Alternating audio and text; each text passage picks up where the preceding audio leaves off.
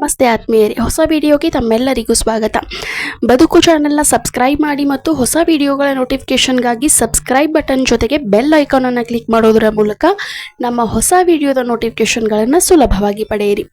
ನಮ್ಮ ವಿಡಿಯೋಗಳು ಇಷ್ಟ ಆದರೆ ಲೈಕ್ ಮಾಡಿ, ಶೇರ್ ಮಾಡಿ ಮತ್ತು ಕಮೆಂಟ್ ಮಾಡೋದನ್ನು ಮರಿಬೇಡಿ. ಇವತ್ತಿನ ವಿಡಿಯೋದಲ್ಲಿ ಚಾಣಕ್ಯರ ಅತ್ಯದ್ಭುತ ರಹಸ್ಯಮಯವಾದಂಥ ಕಥೆಗಳನ್ನು ನಿಮ್ಮ ಜೊತೆ ಹಂಚ್ಕೋತಾ ಇದ್ದೀನಿ.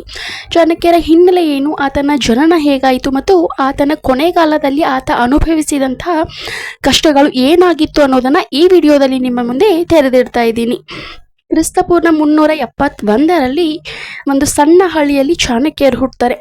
ಇವರು ಬಾಲ್ಯದಿಂದಲೂ ಕೂಡ ಅತ್ಯದ್ಭುತ ಜ್ಞಾನಿಗಳಾಗಿರ್ತಾರೆ ಮತ್ತು ಅರ್ಥಶಾಸ್ತ್ರದಲ್ಲಿ ವಿಶೇಷವಾದಂತಹ ಆಸಕ್ತಿಯನ್ನು ಹೊಂದಿರ್ತಾರೆ. ಬಾಲ್ಯದಿಂದಲೂ ಅತೀವ ಬುದ್ಧಿವಂತನಾಗಿದ್ದಂಥ ಚಾಣಕ್ಯನನ್ನ ತಕ್ಷಶಿಲೆಯ ಗುರುಕುಲಕ್ಕೆ ಶಿಕ್ಷಣವನ್ನ ಕಲಿಯೋದಕ್ಕೆ ಆತನ ತಂದೆ ಆತನನ್ನ ಅಲ್ಲಿ ನೇಮಿಸ್ತಾನೆ. ಮುಂದೆ ಈತ ಬಹು ಬುದ್ಧಿವಂತ ಮತ್ತು ಚಾಣಾಕ್ಷ ಮತ್ತು ಅತಿ ಬುದ್ಧಿವಂತ ವ್ಯಕ್ತಿಯಾಗಿ ಬೆಳಿತಾನೆ ಅಂತ ಹೇಳಲಾಗುತ್ತೆ. ತನ್ನ ಜ್ಞಾನದ ಆಧಾರದ ಮೇಲೆ ಈತ ಮಗಧ ಸಾಮ್ರಾಜ್ಯದ ಆಸ್ಥಾನ ವಿದ್ವಾಂಸನಾಗಿ ಕೆಲಸವನ್ನ ಮಾಡ್ತಾ ಇರ್ತಾನೆ. ಅದೊಂದು ದಿನ ಆಸ್ಥಾನದ ಎಲ್ಲಾ ವಿದ್ವಾಂಸರನ್ನ ಭೋಜನ ಕೂಟಕ್ಕೆಂದು ನಂದವಂಶದ ರಾಜನಾದಂಥ ಧನನಂದ ಕರೆದಿರ್ತಾನೆ. ಹೀಗಾಗಿ ಆಸ್ಥಾನದ ಭೋಜನದ ಕೂಟಕ್ಕೆ ಹೋದಂಥ ಚಾಣಕ್ಯ ಪ್ರಧಾನ ಆಸನದಲ್ಲಿ ಕುಳಿತುಕೊಳ್ಳೋದಕ್ಕೆ ಹೋಗ್ತಾನೆ. ಆದರೆ ಚಾಣಕ್ಯ ವ್ಯಕ್ತಿತ್ವದಂತೆ ಆತನ ದೇಹ ಕೂಡ ಸನಕಲು ದೇಹವಾಗಿರುತ್ತೆ ಮತ್ತು ನೋಡೋದಕ್ಕೆ ಅಷ್ಟೊಂದು ಇರದಂಥ ಕುರೂಪಿ ವ್ಯಕ್ತಿಯಾಗಿರ್ತಾನೆ. ಹಾಗಾಗಿ ಈತ ಪ್ರಧಾನ ಆಸನದಲ್ಲಿ ಕುಳಿತುಕೊಳ್ಳೋದನ್ನು ನೋಡಿದಂಥ ಧನನಂದ ಈತನನ್ನು ಆ ಆಸನದಲ್ಲಿ ಕುಳಿತುಕೊಳ್ಳೋದಕ್ಕೆ ಬಿಡೋದಿಲ್ಲ. ಧನನಂದ ಈತನನ್ನ ಆಸನದ ಮೇಲೆ ಕುಳಿತುಕೊಳ್ಳೋದಕ್ಕೆ ನಿರಾಕರಿಸಿ ಆತನನ್ನ ಎದ್ದೇಳಿಸಿ ಹೊರಗೆ ಹೋಗುವಂತೆ ಆದೇಶವನ್ನ ನೀಡ್ತಾನೆ ಮತ್ತು ಅಲ್ಲಿದ್ದ ಎಲ್ಲಾ ಬ್ರಾಹ್ಮಣರ ಮುಂದೆ ಚಾಣಕ್ಯನಿಗೆ ಆದಂಥ ಅತೀವ ದೊಡ್ಡ ಅವಮಾನ ಅದಾಗಿರುತ್ತೆ. ಆ ಕ್ಷಣ ಎಲ್ಲ ಬ್ರಾಹ್ಮಣರ ಮುಂದೆ ಆದಂಥ ಅವಮಾನದಿಂದ ನೊಂದಂಥ ಚಾಣಕ್ಯ ಆ ನಂದರ ರಾಜರ ಮೇಲೆ ಒಂದು ಪ್ರತಿಜ್ಞೆಯನ್ನು ಸಾರ್ತಾನೆ. ಅದು ಚಾಣಕ್ಯ ಪ್ರತಿಜ್ಞೆ ಅಂತ ಇಂದಿಗೂ ಕೂಡ ಚಿರಪರಿಚಿತವಾಗಿದೆ.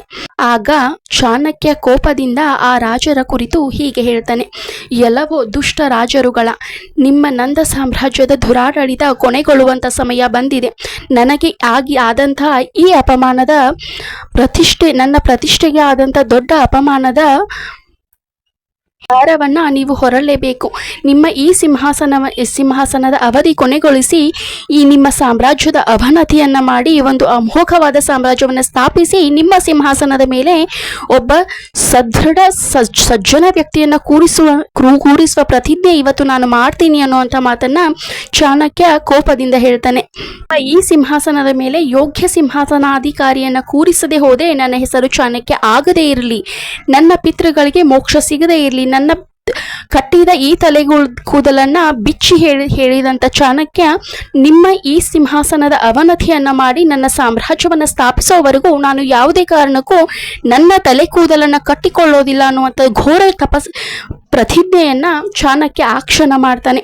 ಹಾಗಾಗಿ ಧನನಂದ ಈತನ ಪ್ರತಿಜ್ಞೆಯನ್ನ ನೋಡಿ ಈತನನ್ನ ಬಂಧಿಸೋದಕ್ಕೆ ಆದೇಶವನ್ನ ನೀಡ್ತಾನೆ. ಆಗ ಚಾಣಕ್ಯ ಮಾರುವೇಷದಿಂದ ಆ ರಾಜ್ಯದ ಸಭೆಯನ್ನ ಓಡಿ ಬಂದು ಆ ಸಭೆಯಿಂದ ದೂರ ಹೋಗ್ತಾನೆ ಮತ್ತು ಕಾಡಿನಲ್ಲಿ ವಾಸಿಸುವಂತಹ ಸಮಯ ಆಗ ಚಾಣಕ್ಯ ಎದುರಿಸಬೇಕಾಗುತ್ತೆ. ನಂತರದ ದಿನಮಾನದಲ್ಲಿ ಮಗಧ ಸಾಮ್ರಾಜ್ಯದ ಸುತ್ತಮುತ್ತಲೂ ತಲೆಮರೆಸಿಕೊಂಡು ಓಡಾಡುತ್ತಿದ್ದಂಥ ಚಾಣಕ್ಯ ಒಂದು ದಿನ ಚಂದ್ರಗುಪ್ತನನ್ನ ನೋಡ್ತಾನೆ. ಆತನ ತಂದೆ ತಾಯಿಗಳಿಗೆ 1000 ಚಿನ್ನದ ನಾಣ್ಯಗಳನ್ನು ಕೊಟ್ಟು ಚಂದ್ರಗುಪ್ತನನ್ನ ತನ್ನೆಡೆಗೆ ಕರೆದುಕೊಂಡು ನಂದ ಸಾಮ್ರಾಜ್ಯದ ನಿರ್ನಾಮಕ್ಕೆ ಮೊದಲ ಹೆಜ್ಜೆಯನ್ನು ತೆಗೆದುಕೊಳ್ತಾನೆ ಚಾಣಕ್ಯ ಅಂತ ಹೇಳಲಾಗುತ್ತೆ. ಮುಂದಿನ ದಿನಮಾನದಲ್ಲಿ ಮಗಧ ಸಾಮ್ರಾಜ್ಯದ ಸುತ್ತಮುತ್ತ ರಾಜರುಗಳ ಜೊತೆಗೆ ಒಂದು ಒಳ್ಳೆಯ ಒಡನಾಟವನ್ನ ಇಟ್ಕೊಂಡು ಅವರ ನಂಬಿಕೆಯನ್ನು ಸಂಪಾದಿಸಿ ಅವರನ್ನ ಕರೆದುಕೊಂಡು ಮಗಧ ಸಾಮ್ರಾಜ್ಯದ ದಾಳಿ ಮಾಡಿ ಗೆದ್ದು ಮಗಧ ಸಾಮ್ರಾಜ್ಯದ ನಂದ ರಾಜರುಗಳನ್ನ ಅವನತಿಯ ಅಳಿವಿನಂಚಿಗೆ ದೂಡ್ತಾನೆ ಅಂತ ಹೇಳಲಾಗುತ್ತೆ. ನಂತರದ ದಿನಮಾನದಲ್ಲಿ ನಂದ ಸಾಮ್ರಾಜ್ಯವನ್ನ ನಾಶ ಮಾಡಿ ಮೌರ್ಯ ಸಾಮ್ರಾಜ್ಯದ ಸ್ಥಾಪನೆಗೆ ಅಡಿಗಲ್ಲು ಇಡುವಂತ ಕೆಲಸವನ್ನ ಚಾಣಕ್ಯ ಮಾಡ್ತಾನೆ ಅಂತ ಹೇಳಲಾಗುತ್ತೆ. ಚಂದ್ರಗುಪ್ತ ಮೌರ್ಯನಿಗೆ ತನ್ನ ಇಡೀ ಜ್ಞಾನವನ್ನೇ ಧಾರೆ ಎರೆದು ರಾಜತಾಂತ್ರಿಕ ಕಲೆ, ಆರ್ಥಿಕ ಸಮಸ್ಯೆಗಳನ್ನ ನಿಭಾಯಿಸುವಂತ ಕಲೆ, ಸೈನ್ಯವನ್ನ ನಿಭಾಯಿಸುವಂತ ಪ್ರತಿ ಕಲೆಯನ್ನ ಆತನಿಗೆ ಕಲಿಸಿ ಒಬ್ಬ ಅದ್ಭುತ ಸಾಮ್ರಾಜ್ಯವನ್ನ ನಡೆಸುವಂತ ಚಕ್ರವರ್ತಿಯಾಗಿ ಮಾಡೋದಲ್ಲಿ ಚಾಣಕ್ಯನ ಪಾತ್ರ ಹೆಚ್ಚಾಗಿದೆ ಅಂತ ಹೇಳಲಾಗುತ್ತೆ.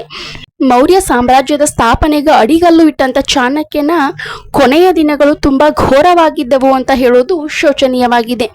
ಚಂದ್ರಗುಪ್ತ ಮೌರ್ಯನ ನಿಧನದ ನಂತರ ಆತನ ಮಗನಾದಂತ ಬಿಂದುಸಾರ ಅಧಿಕಾರವನ್ನ ವಹಿಸ್ಕೋತಾನೆ ಮತ್ತು ಅಲ್ಲಿ ಕೂಡ ಪ್ರಧಾನ ಸಲಹೆಗಾರನಾಗಿ ಚಾಣಕ್ಯ ಕೆಲಸ ಮಾಡ್ತಾ ಇರ್ತಾನೆ. ಬಿಂದುಸಾರನಿಗೂ ಕೂಡ ಒಂದು ಅದ್ಭುತ ಸಾಮ್ರಾಜ್ಯವನ್ನ ನಡೆಸುವಂತ ಎಲ್ಲಾ ಕಲೆಗಳನ್ನು ಆತನಿಗೂ ಕೂಡ ಕಲಿಸಿ ಆತನನ್ನು ಕೂಡ ಒಬ್ಬ ಒಳ್ಳೆಯ ಆಡಳಿತಗಾರನನ್ನಾಗಿ ಮಾಡೋದ್ರಲ್ಲಿ ಚಾಣಕ್ಯ ಗೆಲುವು ಸಾಧಿಸಿರ್ತಾನೆ. ಆದರೆ ಬಿಂದುಸಾರ ಮತ್ತು ಚಾಣಕ್ಯನ ಅತೀವ ಒಡನಾಟವನ್ನ ನೋಡಿದಂತ ಬಿಂದುಸಾರನ ಮಂತ್ರಿಯಾದಂತ ಸುಬಂಧು ತನ್ನ ಷಡ್ಯಂತರವನ್ನ ರೂಪಿಸಿ ಅವರಿಬ್ಬರ ನಡುವೆ ಮನಸ್ತಾಪಗಳನ್ನ ಉಂಟು ಮಾಡ್ತಾನೆ ಅಂತ ಹೇಳಲಾಗುತ್ತೆ. ಸುಬಂಧು ಬಿಂದುಸಾರನಿಗೆ ನಿಮ್ಮ ತಾಯಿಯ ಸಾವಿಗೆ ಚಾಣಕ್ಯನೇ ಕಾರಣ ಅನ್ನುವಂಥ ಸುಳ್ಳು ಮಾಹಿತಿಯನ್ನ ನೀಡೋದ್ರ ಮೂಲಕ ಚಾಣಕ್ಯ ಮತ್ತು ಬಿಂದುಸಾರನ ನಡುವೆ ಅತೀವ ಮನಸ್ತಾಪವನ್ನು ಉಂಟು ಮಾಡ್ತಾನೆ ಮತ್ತು ಒಂದೊಂದು ಕ್ಷಣದಲ್ಲಿ ಬಿಂದುಸಾರ ಚಾಣಕ್ಯನ ಯಾವ ಸಲಹೆಯನ್ನು ಪಾಲಿಸದೇ ಇರೋದಕ್ಕೆ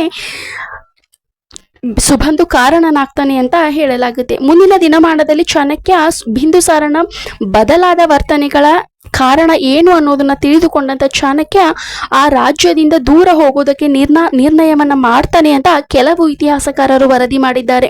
ತಾನೇ ಕಟ್ಟಿ ಬೆಳೆಸಿದಂತ ಸಾಮ್ರಾಜ್ಯದಿಂದ ತಾನೇ ದೂರವಾಗುವಂತ ಪರಿಸ್ಥಿತಿ ಚಾಣಕ್ಯನಿಗೆ ಎದುರಾಗುತ್ತೆ ಅಂತ ಹೇಳ್ತಾರೆ. ಆತ ಒಂದು ದಿನ ಕಗ್ಗತ್ತಲ ರಾತ್ರಿಯಲ್ಲಿ ರಥದ ಸಮೇತ ಕಾಡಿಗೆ ಹೋಗಿ ನೆಲೆಸ್ತಾನೆ ಅಂತ ಕೆಲವು ವರದಿಗಾರರು ಹೇಳ್ತಾರೆ. ಆದ್ರೆ ಮುಂದಿನ ದಿನಮಾನದಲ್ಲಿ ಬಿಂದುಸಾರನಿಗೆ ತನ್ನ ತಪ್ಪಿನ ಅರಿವಾಗಿ ಚಾಣಕ್ಯನನ್ನ ಮನವೊಲಿಸಿ ಆತನನ್ನ ಒಪ್ಪಿಸಿ ಮತ್ತೆ ಆಸ್ಥಾನಕ್ಕೆ ಕರೆದುಕೊಂಡು ಬಾ ಅನ್ನುವಂತ ಆದೇಶವನ್ನ ಬಿಂದುಸಾರ ಸುಬಂಧುನಿಗೆ ಮಾಡಿರ್ತಾನೆ. ಆದ್ರೆ ಸುಬಂಧು ಒಬ್ಬ ದುಷ್ಟ ವ್ಯಕ್ತಿ ಆಗಿರೋದ್ರಿಂದ ಚಾಣಕ್ಯ ಮತ್ತು ಬಿಂದುಸಾರನ ಒಡನಾಟವನ್ನ ಹಾಳು ಮಾಡಬೇಕು ಅನ್ನುವಂತ ದುರುದ್ದೇಶದಿಂದ ಸುಬಂಧುವೇ ಚಾಣಕ್ಯನನ್ನ ಜೀವಂತ ಸುಟ್ಟು ಹಾಕಿದ ಅಂತ ಕೆಲವು ಇತಿಹಾಸಕಾರರು ವರದಿ ಮಾಡ್ತಾರೆ. ಆದರೆ ಇನ್ನೂ ಕೆಲವು ಮಾಹಿತಿಗಳ ಪ್ರಕಾರ ಚಾಣಕ್ಯ ತನ್ನ ಆತ್ಮವನ್ನ ತಾನೇ ಹತ್ಯೆ ಮಾಡಿಕೊಂಡು ಊಟ ಆಹಾರಗಳನ್ನ ತ್ಯಜಿಸಿ ತನ್ನ ಜೀವವನ್ನ ಬಿಟ್ಟ ಅಂತ ಕೆಲವು ಇತಿಹಾಸಕಾರರು ಹೇಳ್ತಾರೆ. ಆದ್ರೆ ಚಾಣಕ್ಯನ ಸಾವಿಗೆ ನಿಜವಾದ ಕಾರಣ ಏನು ಅನ್ನೋದು ಸ್ಪಷ್ಟವಾಗಿ ತಿಳಿದಿಲ್ಲ ಅನ್ನೋದು ಶೋಚನೀಯ. ಅಸಾಧಾರಣ ಪ್ರತಿಭಾವಂತ, ಹಿಡಿದ ಕೆಲಸವನ್ನ ಪಟ್ಟು ಹಿಡಿದು ಸಾಧಿಸುವಂತ ಚತುರಗಾರ, ರಾಜತಾಂತ್ರಿಕ. ಈತ ಸಕಲ ವಿದ್ಯಾ ಪಾರಂಗತ, ಅರ್ಥಶಾಸ್ತ್ರದ ಪ್ರವೀಣ. ಈತ ಸಾಮ ದಾನ ಭೇದ ದಂಡದಂತ ಚತುರ್ವಿದ್ಯೆಯಲ್ಲಿ ಪ್ರವೀಣನಾದವನು. ಒಂದು ಸಾಮ್ರಾಜ್ಯದ ನಾಶವನ್ನೇ ಮಾಡಿ ಒಂದು ಹೊಸ ಸಾಮ್ರಾಜ್ಯದ ಆದಿಗೆ ಕಾರಣನಾದಂಥ ಚಾಣಕ್ಯನ ಕೊನೆಯ ಕ್ಷಣ ದುರಂತದಿಂದ ಕೂಡಿತು ಅನ್ನೋದು ತುಂಬಾ ಶೋಚನೀಯ ವಿಚಾರ. ಅದೇನೇ ಆಗಿರಲಿ, ಇತಿಹಾಸದಲ್ಲಿ ಅತೀವ ಮಹಾನ್ ವ್ಯಕ್ತಿಯಲ್ಲಿ ಚಾಣಕ್ಯ ಕೂಡ ಒಬ್ಬನಾಗಿದ್ದಾನೆ. ಈತ ಬರೆದಂತ ಅರ್ಥಶಾಸ್ತ್ರದಂತ ಮಹಾನ್ ಗ್ರಂಥಗಳು ಬದುಕಿಗೆ ಆದರ್ಶದ ರೂವಾರಿಯಾಗಿದೆ. ಬದುಕನ್ನ ಹೇಗೆ ನಡೆಸಬೇಕು ಅನ್ನೋದಕ್ಕೆ ಚಾಣಕ್ಯ ನೀತಿಗಳನ್ನ ಪ್ರಯೋಗಿಸಿ ಜೀವನವನ್ನ ಮಾಡಿದ್ರೆ ಆ ಜೀವನದಲ್ಲಿ ಯಶಸ್ಸು ಖಂಡಿತ ಅನ್ನೋ ಮಾತು ಸರ್ವಕಾಲಿಕವಾದದ್ದು. ಈತ ಅನುಭವಿಯಾಗಿದ್ರೂ ಕೂಡ, ಕೋಪಿಷ್ಠನಾಗಿದ್ರೂ ಕೂಡ ತನ್ನ ಸ್ವಾಭಿಮಾನದಿಂದ ಒಂದು ಸಾಮ್ರಾಜ್ಯದ ಅವನತಿಗೆ ಕಾರಣನಾಗ್ತಾನೆ ಅಂದ್ರೆ ಈತನ ಜ್ಞಾನಕ್ಕೆ ಎಲ್ಲರೂ ಮೆಚ್ಚಲೇಬೇಕು. ತನಗೆ ತಿಳಿಯದ ಶಾಸ್ತ್ರವಿಲ್ಲ, ಗೊತ್ತಿಲ್ಲದ ವಿಚಾರವಿಲ್ಲ. ಚಾಣಕ್ಯ ಒಂದು ಪ್ರತಿಭಾವಂತ ಪುಂಜನಂತೆ ಇತಿಹಾಸದಲ್ಲಿ ಎಂದಿಗೂ ಮಿನುಕುವಂತ ನಕ್ಷತ್ರವಾಗಿ ನಮ್ಮೆದುರು ಇದ್ದಾನೆ. ಈತನ ಅಮೋಘ ಗ್ರಂಥವಾದಂಥ ಅರ್ಥಶಾಸ್ತ್ರ ನಮ್ಮ ಬದುಕಿಗೆ ಹೊಸ ಬುನಾದಿಯನ್ನು ಹಾಕಿಕೊಡುತ್ತೆ ಅಂದ್ರೆ ನಾವೆಲ್ಲರೂ ಧನ್ಯರೇ. ಚಾಣಕ್ಯನ ಬಗ್ಗೆ ನನಗೆ ತಿಳಿದಿರುವ ಮಾಹಿತಿಗಳನ್ನು ನಿಮ್ಮ ಜೊತೆ ಹಂಚ್ಕೊಂಡಿದ್ದೀನಿ. ಚಾಣಕ್ಯನ ಬಗ್ಗೆ ಇನ್ನೂ ಕೂಡ ಮಾಹಿತಿಗಳು ನಿಮಗೆ ಬೇಕಾಗಿದ್ರೆ ಚಾನೆಲ್ನ ಸಬ್ಸ್ಕ್ರೈಬ್ ಮಾಡಿ, ಸಪೋರ್ಟ್ ಮಾಡಿ ಮತ್ತು ನಿಮಗೆ ಇಷ್ಟ ಆದರೆ ಕಮೆಂಟ್ ಮಾಡೋದನ್ನು ಮರಿಬೇಡಿ. ಚಾಣಕ್ಯನ ಬಗ್ಗೆ ಕೆಲವು ಊಹಾಪೋಹಗಳು ಇದ್ದಾವೆ ಮತ್ತು ಕೆಲವು ಸತ್ಯಕ್ಕೆ ದೂರವಾದ ಸಂಗತಿಗಳು ಇದ್ದಾವೆ. ಅವೆಲ್ಲವನ್ನು ಸೇರಿ ಅವನ ಜೀವನ ಚರಿತ್ರೆ ಅಂತ ಹೇಳ್ಬೋದು. ಮುಂದಿನ ವಿಡಿಯೋಗಾಗಿ ಕಾಯ್ತಾ ಇರಿ.